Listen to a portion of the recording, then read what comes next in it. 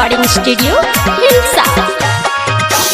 आइल हकौ होलिया संहारी ले तू बोलिया, चल नहीं करके सीना माऊ घर। आइल हकौ होलिया संहारी ले तू बोलिया, चल नहीं करके सीना माऊ घर।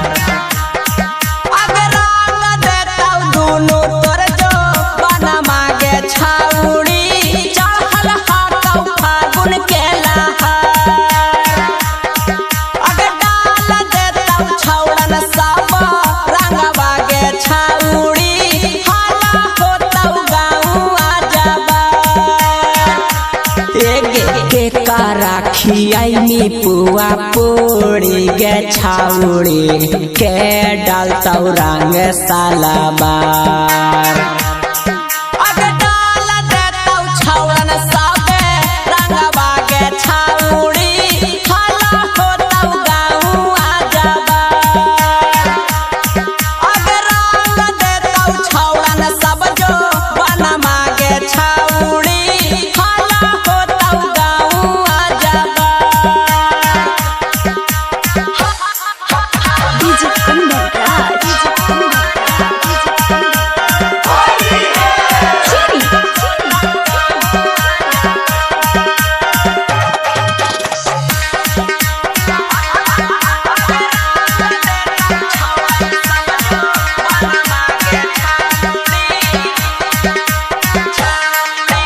घूमी घूमी शहर बाजारी आगे छाउड़ी, खोजो हखी फागुन में भाता। घूमी घूमी शहर बाजारी आगे छाउड़ी, खोजो हखी फागुन में भाता।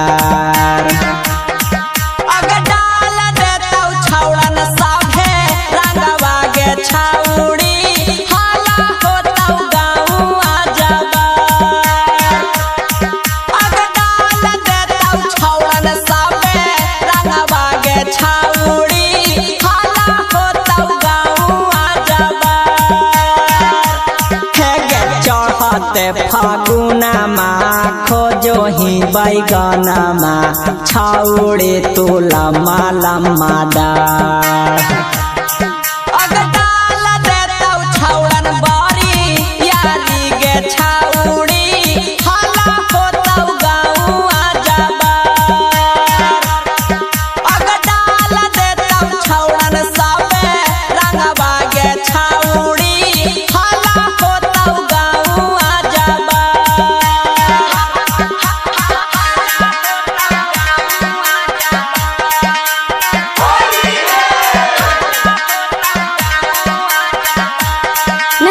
Recording studio Hilsa.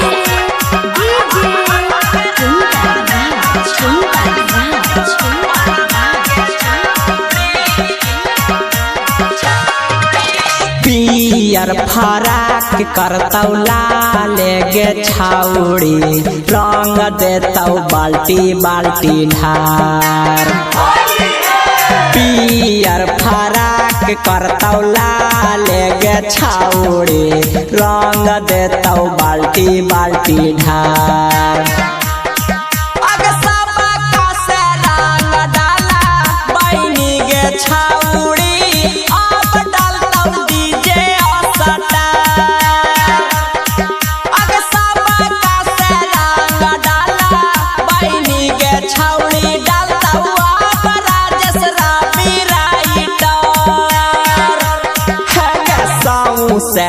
बीरिया शरीर में लगाई तौ, कर देतौ गाल लाल लाल।